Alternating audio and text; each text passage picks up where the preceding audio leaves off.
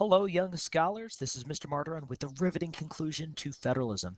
And we're going to end federalism with a little bit of some vocab terms. Maybe you're watching this video first, and maybe you will get these terms down first. But this is the last page of your packet. So I'm just going to go over some terms and some time periods. So the first term or time period is dual federalism. And this is from 1789 to 1865. And if the time periods either overlap or don't overlap, don't be alarmed, and I'll explain why.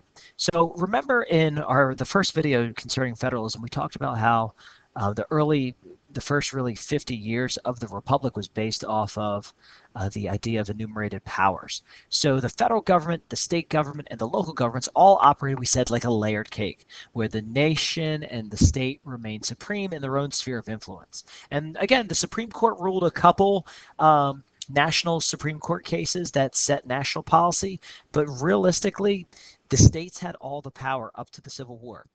After the Civil War, there between 1865 and really the Great Depression, there is still this time period where there is the national government supreme, but the states are still setting policy. It's not till 1932 in the Great Depression that we get cooperative federalism or marble cake federalism. And the way to remember this is just like a marble cake, just like flavors getting blended, the relationship between the state and the federal government is blended and maintains this law and order. Again, when you're looking at time periods, think who's president from 1932 to 1964? Predominantly what political party?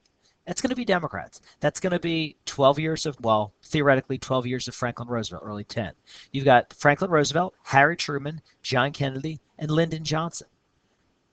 4 of the 5 presidents in that time period, with the exception of the 8 years of Eisenhower. And even Eisenhower, as a moderate Republican, saw an expansion of federal government. So this time period, if you're looking at these years, you can very easily associate and say, oh, the federal government has expanded during this marble cake federal time period. Then we have the emergence of what's called fiscal federalism. And this is a pattern. This has emerged from 1968 to 1992.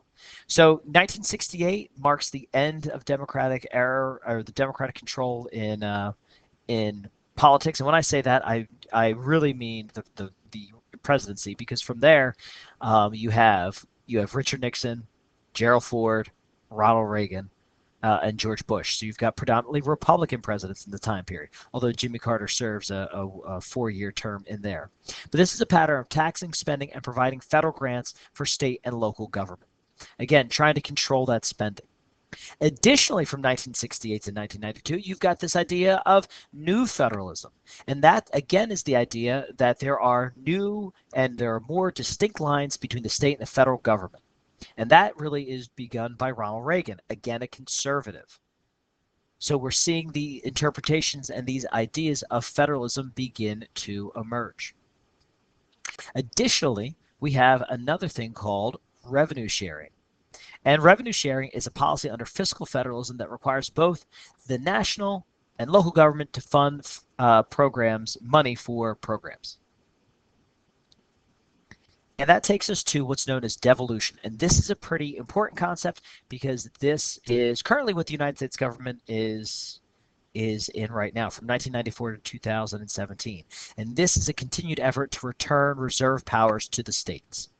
So again, it's quite interesting when you think of devolution, because who's president in 1994? Well, Bill Clinton is president.